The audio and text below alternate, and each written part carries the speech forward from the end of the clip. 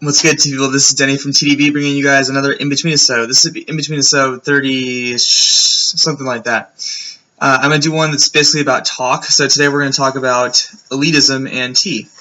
I'm going to be drinking this raw 2.0 from that we got from Scott over at Yunnan Sourcing. Here's the... I don't know much about this tea, but it is rock solid. You can kind of see the indentations where James, who was drinking this earlier, has used a tea pick. And I can't find my tea pick right now, so I'm going to use a meat thermometer.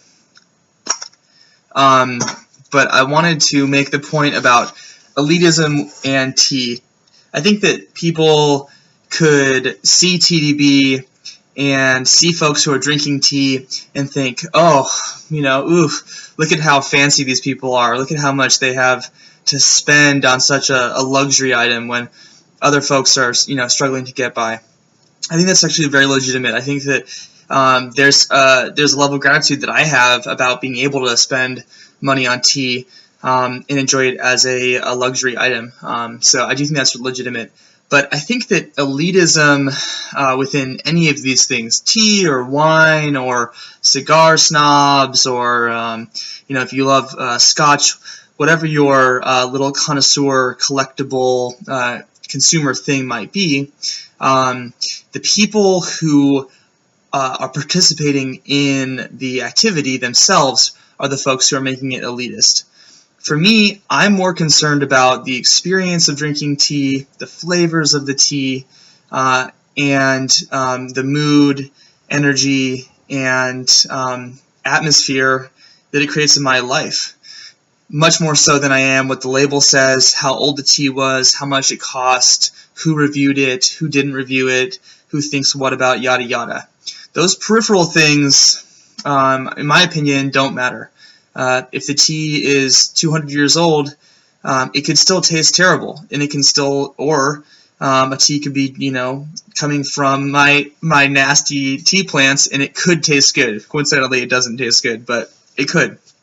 Point being, the label, the age, the price, all of those things are going to naturally bias us to associate a certain level of grandiosity with the tea. And as much as possible, I try hard to not have those things bias me, just to really enjoy the experience of drinking this particular cup of tea right here, right now. And that has more to do with if I'm being attentive, if I'm being distracted, if I'm brewing the tea correctly or not, who I'm with, etc. So for me, the experience of enjoying tea is so much more important than the brand, the age, the price, etc. And as an exercise, I'd encourage you folks to try to forget about as much as you can. It's not possible, but entirely, but forget about as much as you can, who made it, and etc.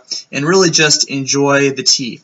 And if you find folks who you meet in your tea adventures who are really concerned about the price and the brand and the age, you might be attracted to that, you might not. I'm certainly not attracted to people like that.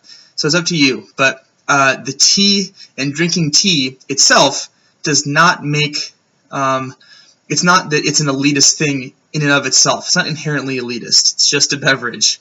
What makes it elitist are the associations that we bring to the table and the people that bring those associations. So please be a thoughtful tea drinker. Please enjoy the experience of tea. Use it as a way of meditating, paying attention to your life, and immersing yourself in the goodness of being alive.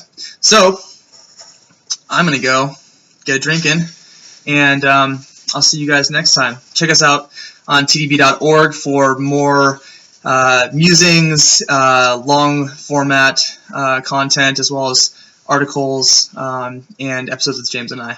And until the next time, guys, cheers.